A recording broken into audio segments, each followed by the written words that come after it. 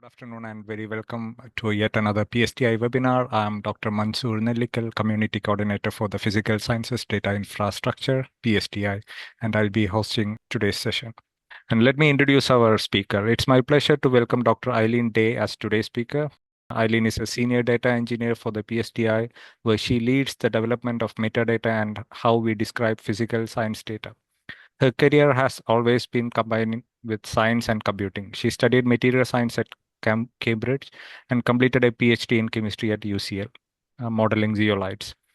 She went on to build materials databases at Granda Design and later joined the Royal Society of Chemistry, where she worked on major digital resources, including RSC publications, ChemSpider, and several educational platforms. In today's webinar, Aileen will introduce the first version of PSDI launched in spring 2025 and explain how to integrate your physical science resources such as data, services, tools, and guidance into PSDI's resource catalog and cross-data search using PSDI's metadata framework. This talk will especially useful if you are keen to understand how to contribute your resources to PSDI and make them discoverable and reusable for a wider physical sciences community. And a quick fun fact about Aileen. As a PhD student at UCL, she once invited the TV presenter Peter Snow to give a talk, but she got too excited making sandwiches for the event and she cut her hand and missed the entire thing. Peter did send her a very kind get well soon card at the end. Anyway, Aileen, over to you. Thank you, Mansoor. Yeah, I'm Aileen Day. I'm the PSDI metadata lead, and I'll be talking here about how do we use metadata to plug your physical science data or software into PSDI.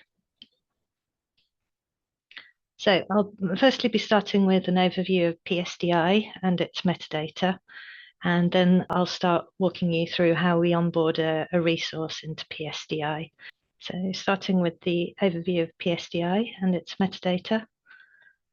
What is PSDI? If you go to the website, this is the text on the front page. However, this is talk about metadata, so I'm going to take the definition of PSDI from its metadata. I'll be telling you about the terminology a bit more, but this is from the PSDI terminology. And according to that, PSDI is an infrastructure. So we've got the definition of what an infrastructure is here. And it's an integrated data infrastructure that directly supports researchers in physical sciences in the UK to manage, transform, and share their data. So the main thing is it's an infrastructure for physical science researchers in the UK. So it's funded through UKRI Digital Research Infrastructure Theme via EPSRC, and it was developed out of a community statement of need. And the lead institutions are the University of Southampton, where I'm based, and STFC. The first version of PSDI went live in spring this year, so it's been available for a few months now, and it's accessible via the homepage, psdi.ac.uk. So the metadata is what joins everything together in PSDI. So we've got the resource themes, how we group things in PSDI, and they can contain data sources, services, tools, and guidance. So that they're all packaged together in that way. And they're available via the What We Provide pages, which is a resource catalogue that lists everything in PSDI. And they're searchable via the PSDI cross-data search, which is available at this URL. But all of this is only possible because of the metadata, which I see it as the glue that holds everything in PSDI together. So we've got many different resource themes across PSDI, many different types of data and services and tools, but we describe them all in this common framework so that we can bind it all together. So the metadata is hosted on its own URL, metadata.psdi.ac.uk. So that's the home page, and you can access all the different profiles in it in different formats via that page. And there's also a link to the guidance about that metadata, which is hosted in the PSDI knowledge base. And that PSDI knowledge base holds all sorts of useful information about the whole of PSDI and everything that we offer in it, and also best practices when it comes to physical sciences data. We're taking a top-down approach for developing the metadata in PSDI. So we've got metadata about the resources. So this is very top-level metadata describing things that are in it on a top level. And this supports the PSDI resource catalogue. Those what we provide pages. We've got some metadata about properties within those resources. So properties, some people call them fields, basically the different things that are captured within the resources. We've got metadata that supports the PSDI cross-data search. So we define the properties that are searchable in the cross-data search, but we don't define all of the properties in all of the data within PSDI. So we've got some way down this bit. That's how far we've got, but we haven't done anything on metadata about the data within resources or metadata about data provenance. These are all things for the future. And as you go down this pyramid, the complexity and the quantity of the metadata increases as you go down. So we're starting at the top level, building up links between everything before we get down to that level. We're trying to use existing standards where possible. So the overarching reference source has been CDIF, which was a report that came out from World Fair. It's basically a report on how you should structure the metadata for a cross-domain repository. It came out 2 years ago. Version 1 came out 2 years ago, which was very well timed for us. They're still developing it, and we're still developing PSDI, but we're trying to keep them aligned as far as we can. And this is a very good source to refer us to best practices for how to do things and how to structure things. So using that as our basis, we've started off developing some of the profiles that are recommended in there. We've got a PSDI terminology, which is in the form of a SCOS vocabulary. We've got the PSDI resource catalogue, which is in the form of a DCAT resource catalogue. And for the cross-data search, we rely on Optimade for that. So this isn't recommended by CDIF because this plugs straight into the cross-data search. So this was the obvious choice in the first instance, but we will look at mapping this onto the CDIF recommendations in the future. So we use these kind of standard ways of doing things in metadata on the top level, and also wherever possible, we just use the standard ways of doing things. So when you're capturing people, we try and catch the ORCID to be a persistent identifier for those people. And for organizations, we use RAW as a persistent identifier for them. So moving on now. So the first of those profiles that I mentioned was the PSDI terminology. So I'll talk you through this a bit. I said there was a SCOS vocabulary in the background, but you don't need to worry too much about this. This can be a bit intimidating because there's a nice human readable version that's available in the knowledge base. I'll circulate these slides afterwards. I'll put them on Zenodo in the PSDI collection, so you can visit these links if you need to. This is the terminology page, and this basically lists everything that's in the SCOS, but it does it in a nicer way, so you can see all of the terms that we've defined. There's a graphical representation, and if you click on any of these, it takes you to the relevant definition in it. So we have definitions for all of these terms. I'll walk you through these. These are important for PSDI partners to understand, because this was the first thing that we did in PSDI, was to define what these terms are so that people could describe their resources in a common language. So it's important to kind of understand what we're talking about when we talk about these. This is the schematic of what PSDI provides at a top level. And there's definitions of all of these. Firstly, we've got the definition for PSDI program. And we try and say what each of these terms is. So the PSDI program is a project, so that's underlined there.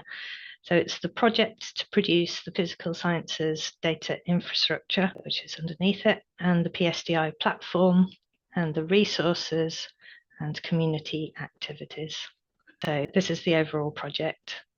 And within it, there are sub-projects. These are the PSDI partner projects. These are developed by PSDI partners in collaboration with PSDI core team to deliver a user-facing resource theme or community activities.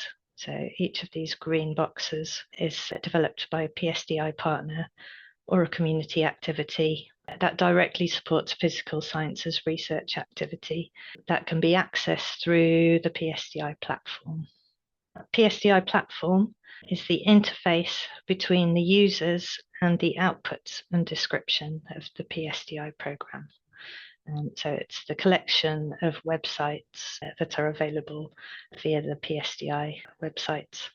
We group things into resource themes, as I mentioned. So a resource theme is a set of user-facing resources, and the resources can be data, services, tools, or guidance that directly supports physical sciences research activity and that is accessed through the PSDI platform and are grouped by a particular physical sciences research theme and the project that produced them, such as a PSDI partner project, or sometimes they're grouped by a common access point. For example, the Optimade databases are available through a common access point, so they're one resource theme, but most of the other resource themes in PSDI came out from a PSDI partner project. So if you're a PSDI partner on this call, you will likely be producing one of these green resource themes. Within those, there are what we call resources. This is a general term for data, services, tools, or guidance, and in particular one that supports physical sciences research activity is made available for access or download through the PSDI platform. First type of resource we break down here is data. So this is a very general term. It's physical sciences data associated with a resource theme and available for access or download through the PSDI platform. And that can be a database, dataset, data collection, or repository. So it's intended to be a general term that encapsulates all types of data. Services and tools are both types of software. Services are online software available via a web browser. So you just go to a website and you can run the software on there, whereas a tool is downloadable software that you download it via the PSDI platform onto your own computer or your own non-PSDI infrastructure and run it on there. But they're both types of software. They both facilitate access to data or perform data processing functions or provide guidance and learning about data and data best practices. Services, either part of a resource theme, so they're something produced by one of the PSDI partners, or we do have some PSDI-wide services that are developed by the core team that aren't specific to a resource. So things like the PSDI cross-data search is an example of one of the top-level services in PSDI. And we have guidance in PSDI as well. Again, as a very general term, advice, information, and learning made available to PSDI users and contributors via the PSDI platform to inform and educate users about PSDI, its resources, and best practices on topics that are relevant to the physical sciences community, such as data management, reproducibility, and electronic notebooks. So examples of guidance are knowledge base articles, FAQs, training resources, journal articles, tutorials, interactive courses, videos, documentation, and case studies. So again, these can be PSDI wide, so not specific to a particular resource theme, or they can be attached to a resource theme, so they can be specifically about the other parts of the resource theme, explaining how to use them, for example. So one of the big sources of guidance in PSDI is the knowledge base that I mentioned. It's possible for PSDI partners to add pages to the knowledge base with some help from us. So if you need to add guidance about your resource theme, then we can help you do that. Another source of guidance in PSDI is we have an instance of Moodle, so it's possible to write interactive training courses as part of that, and we have some of those available currently. We have the metadata, which stretches across the whole of PSDI as well. Data about data that describes the PSDI platform, its resource themes, and its data and services and guidance to facilitate its access and document its provenance.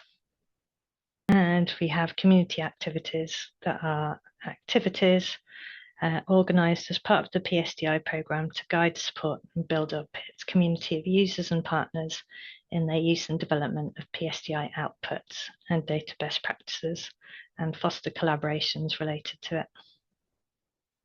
I think I've talked you through all of the different parts of this now. And just to give you an example, so the first thing that we do when we're onboarding someone into PSDI is get a description of their outputs in terms of this framework. So I've got an example here for CCPNC. So first thing is we come up with a name for the resource theme that describes what it's about. So if you remember, the resource theme is generally grouped by the scientific theme and the group who produced it. So something that represents that. And then we list the different parts of it. So if there's data, we name the data in it, services and tools. You don't have to produce one of all of these. There can be more than one as well. So there's 2 services in this resource theme and there's no guidance, and that's okay. The main thing when coming up with these names is to come up with something that's unique and that is fairly descriptive about what it is, so that somebody who's not familiar with it can see whether it's relevant to them. So when we come up with that kind of framework, this is what is reflected all through PSDI. So if you go to the What We Provide pages, you'll see that it's all organised in the same way that I've described. You can click on resource themes. That shows you all of the different resource themes. And if you click on one of those, like the example that I just showed you, then that shows everything within it. So we've got the data sources, the services, and the tools, and you can click on those to get more information about them. And it is possible to browse. If you know that you're only interested in data sources or services or tools, you can just click on one of those and it will list all of those. So the terminology is very important in terms of finding your way around PSDI and packaging up what you're producing. That leads us on to the PSDI resource catalogue. So we've got the top level description now, but now we'll start talking about the details that describe these different resource themes and resources. And these are captured in DCAT format, as I mentioned. So again, we've got the JSON LD. That most people won't worry about this. This is useful, and we make this available in the background, and it's in the background of all the pages, and it's machine readable, so that this makes your resources more discoverable, having it in this kind of standard format. But most people don't need to worry about that. Most people would look at the human readable version, and all of this information here about the resource and the resource theme and what you've provided and how to cite it and how it's made available. That all comes from the JSON LD in the background, which is just rendered in a nice way. To generate the JSON LD, we have Excel templates. So the second step in plugging a resource into PSDI is to fill in this Excel template with more details about everything that you're producing. So these templates, they've got a lot of guidance in them. They've got comments where fields only take particular values. They've got drop-down lists. They've got links to further information if you click on the question marks. They describe the resource in all of the detail that's needed for the JSON LD and the resource catalogue. So I will tend to meet the PSDI partners and we'll start to fill this in. I have a Python script that then updates the JSON LD and feeds into the resource catalogue, and it also performs validation. So if some of these values aren't quite in the right format, we can have them highlighted and fix those. And this is currently in an Excel format because that's quite an easy way to work on this collaboratively. But in the future, we're going to have a nice user interface to be able to edit the resource catalogue directly. So the Excel template is a temporary measure that we're hoping to get rid of in time. So yeah, step 2 for onboarding is fill in the Excel spreadsheet so that we can add the resource to the PSDI resource catalogue. So the next section is about the PSDI cross-data search. So this is the next thing that you can plug your resource into with PSDI. So the cross-data search allows all of the data sources which are compatible with it to be searched in a single user interface.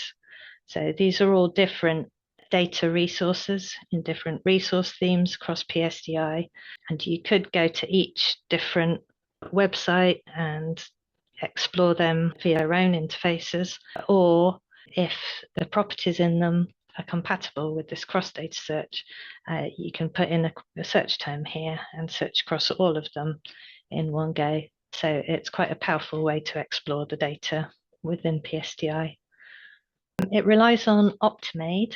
Optimade is the engine behind it, and Optimade is basically a way of describing an API for materials data. So the materials data stays in the background, and if you make an API that meets these specifications for how it can be queried and what the fields in it are, you can submit one single query in the same format across multiple providers. So you don't have to construct different queries for the different databases. It makes it easier to do that consistent searching, which is what we're looking for in PSDI. So this is a bit out of date now. I'm sure there are more providers, more databases, and more structures that are searchable using it. But this has been a very useful start point for the PSDI cross-data search. So if you have a resource that you would like to be made searchable via the PSDI cross-data search, the main thing is that it is compatible, particularly with the properties in Optimade. So it's, if you can realize a full Optimade API and become a provider, then that's the most straightforward way to plug you into the cross-data search, but not everybody can. So if you can't, the next best thing is to align your properties with the properties in Optimade. Our technical team at PSDI can index your data source if those fields are compatible in the background and plug it into PSDI that way. So they can do this if you have an alternative API or by other mechanisms. But the main thing is the question about whether you have properties or fields that are compatible with the PSDI cross-data search, because you can't search for everything. You can only search on the fields that we've set up for it. If you aren't interested in plugging into the cross-data search, you can structure your data and your fields however you want. The main search in the cross-data search is find a substance. This is the thing that Optimade is most set up to help you with. So we've kind of set up a few different sub-searches within this. So we've got an all substance search, which currently only has one search in it, which is descriptive chemical formula. If you want to find something, regardless of what type of material it is, you can just type in the chemical formula here. We want to put in a name search in here as well, but we've not done that yet. But that's on the cards. We've got elemental composition to do a periodic table search. Searches focused on crystal structure. If you know that you're looking for a molecule, small molecule, search specific to that. Or you can find a substance based on linked publication reference. All of the find a substance searches use the structures Optimade endpoint. If you want to search on a publication reference, then you need to set up a references endpoint or make sure that your fields are compatible with those. And there's documentation for both of these, very nice documentation on the Optimade website. And I'll just show you a snippet of what those look like. So it's all nicely documented, and all of the fields in those endpoints are listed with a link to them as well. And that's the key.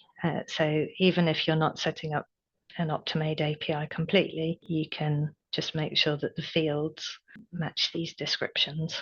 If we come back to the find a substance example, I said we can search on chemical formula. There's a definition of the descriptive chemical formula. So if you set up a field that's analogous to this, then if a user types in something to search on in here, they should be able to find data that matches that in your resources. There are other ways of defining chemical formulae as well that aren't searched in this, but you can search in the advanced search, which is for more advanced users to create their own complex Optimade searches. If you define your chemical formula in these other ways, then they'd be searchable via that. The definition of that descriptive chemical formula is very comprehensive in here. So you can basically look at this, structure your data so that your chemical formula reflects this. There's a nice periodic table interface to search on what elements are in your data or aren't in your data and return records based on that. To plug into this search, these are the fields that you need to include. It's not, you can plug into the PSDI cross-data search even if you have some of these fields, but not all of them. So for example, if you just have something which has elemental composition, but none of the other properties, people will be able to find it in this search, and that's fine. We've got periodicity and symmetry, which are searchable using these fields, and crystal cell parameters. Now, in this case, these are not core Optimade properties. Optimade captures lattice vectors, which is another way of representing these, but we thought that the lattice cell parameters were probably a bit more intuitive for people. So these properties are actually defined in a CIF namespace. So there are different namespaces. I said there were core fields, but these are the kind of extensions are possible by setting up Optimade namespaces. So in this case, you would go to the CIF namespace to find the definition of these properties. Likewise, if you're searching on molecule, these are defined in a cheminformatics namespace. At the moment, the released version is fairly basic, but we're working with the Optimade community to be able to capture more things in this cheminformatics namespace. So we're hoping to be able to make these searches a bit better going forwards as a result of that work. So if you're doing a search on a molecule, if you know the inch or smiles of the small molecule, you can type it in here. Most people don't know that off the top of their head, so you can click on draw molecule, use the molecule drawer to draw it out, and then that will generate a smiles or an inchy to search on. So if you want to plug your data into the cross-data search, you need to align your properties to make them compatible. There's lots of information here about how to do that with the different namespaces and endpoints. And then you need to consider how your data will feed into it, either by becoming an Optimade database provider or using the PSDI indexing service, which the technology team can help you with. And all of that information is captured in a knowledge base article, which comes under the PSDI contributor guidance, which we'll be building up. All of those fields are listed and clickable for future reference. Part of that page is also, I said that you can structure your data however you want. So if you're not interested in plugging into the cross-data search, you can ignore that whole section. But if you are capturing molecules or reactions in particular, we list some best practices, things that you should capture if you do have data relating to those. I mentioned in the pyramid of how we were approaching the PSDI metadata that we're taking a top-down approach and that we hadn't got onto the data level metadata yet.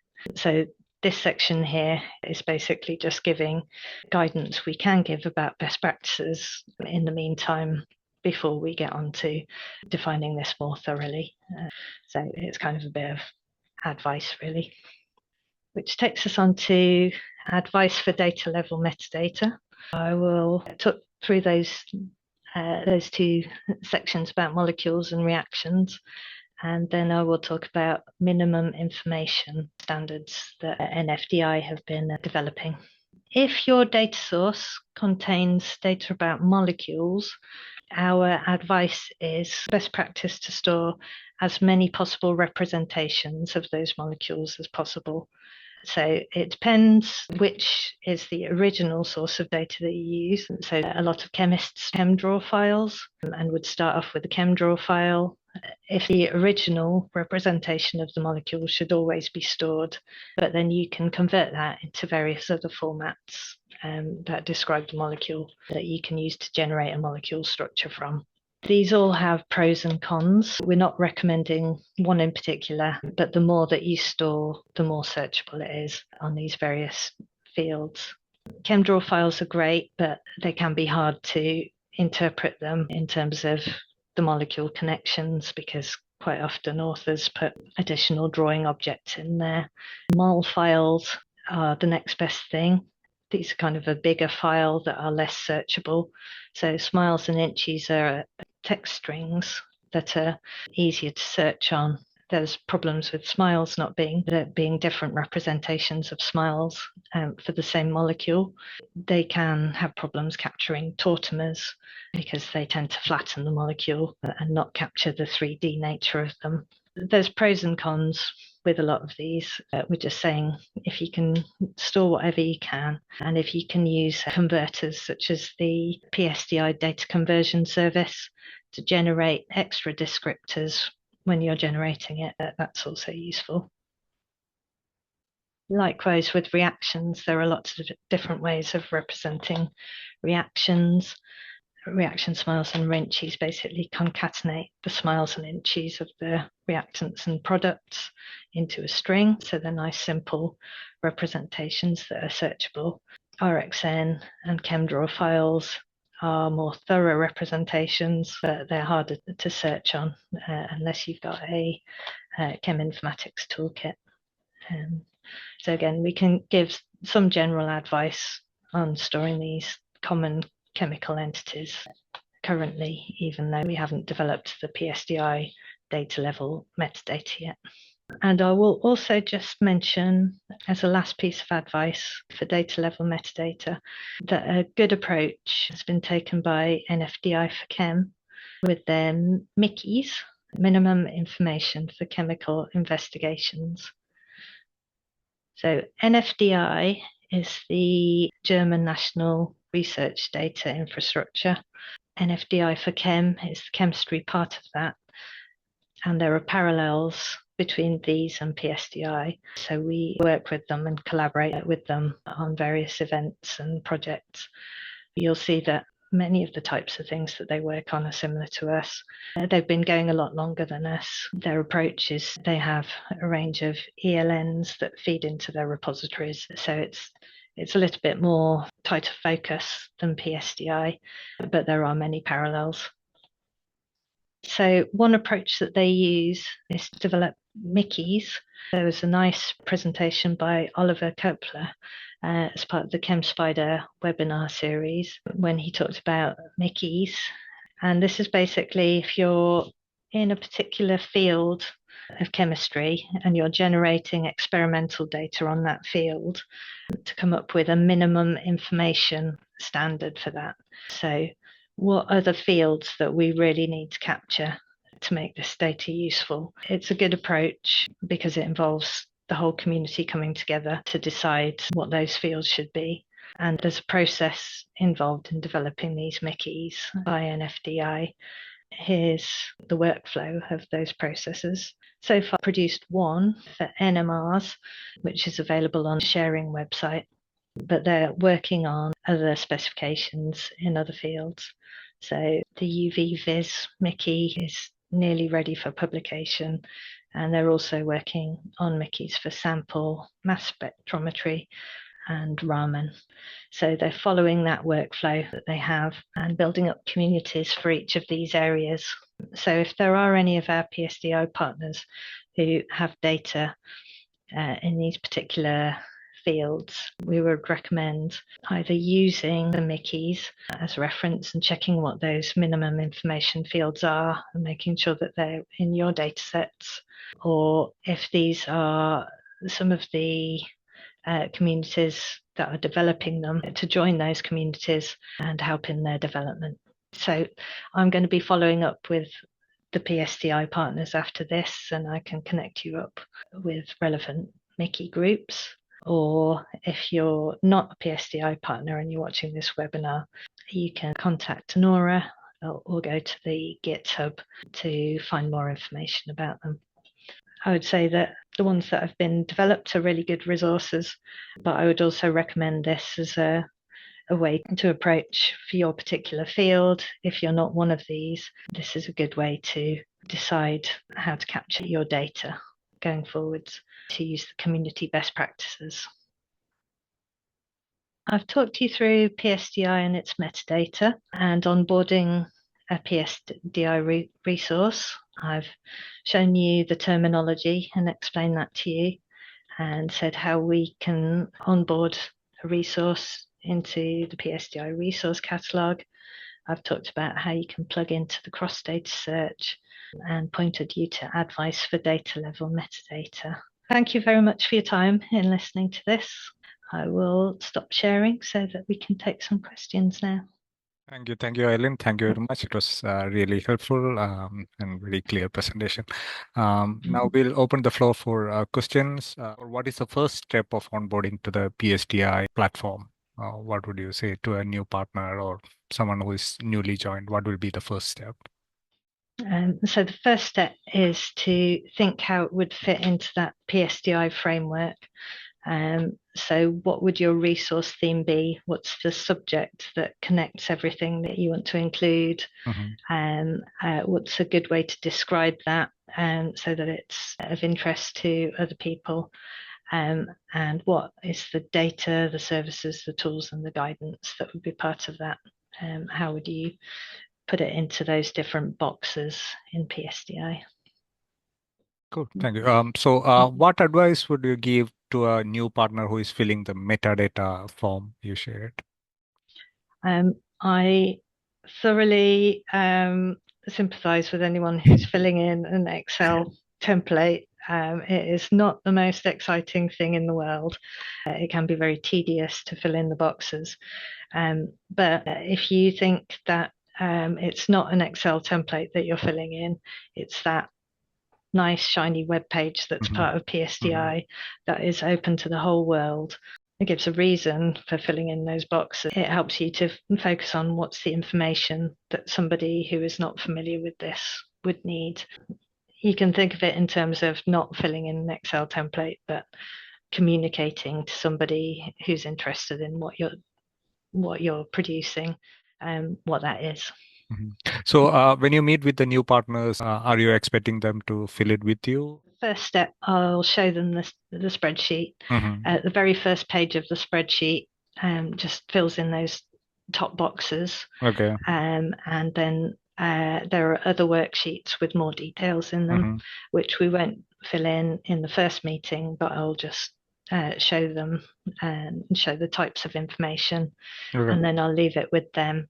Quite often, the actual outputs haven't been produced yet, so it's not possible to fill in most of that information yet. But as it's coming close to when they will be released, I'll ask them to fill in as much as they can, and then I'll help to fill in the blanks in a final meeting. On cross-data search alternative API can be any API, or just PSDI would write a shim to extract the necessary information, or does the resources need to do that? So if you've got a data source and it doesn't have an Optimade API, but it has another API, then the technical team at PSDI can use that to pull out the data and create an index from it, which plugs into PSDI. So we've got an indexing service in the background at PSDI. So if there is an alternative API, we can use that. If there's no API at all, it's a bit trickier, but we can work out how that would feed into indexing. If it's a static data source and it doesn't change, then it could just be a single dump that feeds into it, and it wouldn't need an API. Thank you. I think I don't have any more questions. Let me share my screen quickly. Thank you again. Thank you for explaining the metadata process. It was really helpful. Before winding out today's webinar, we have just a couple of few announcements. So if you are new to PSDI, this is our website. Please have a look. We have all the resources and tools which Aileen mentioned during her talk. So this includes data services, tools, guidance materials, and case studies, all designed to help you navigate different aspects of your research data management and open research practices. Please take a look at our website. We have some upcoming webinars. So the next webinar we'll be hosting is January 8th by Elliot and Dr. Aileen on trusted and reproducible workflows for machine learned interatomic potentials. We also have a chemical and materials machine learning summer school on April. All our updates and events are posted on our social media page, and all the previous webinars are hosted. So the last webinar will be uploaded shortly onto our YouTube channel. Please do take a look. And this is our social media platforms. Let me thank Aileen for a wonderful presentation, and thank you all for joining. Wishing you all a great rest of day and upcoming holiday season, and hopefully see you in our next webinar.